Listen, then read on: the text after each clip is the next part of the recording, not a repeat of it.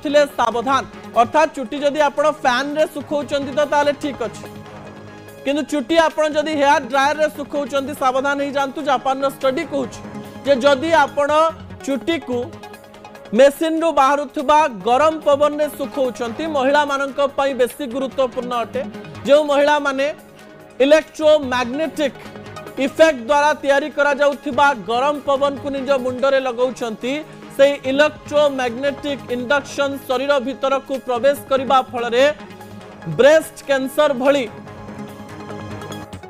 बड़ रोग महिला मानक शरीर रे देखा देई पारे।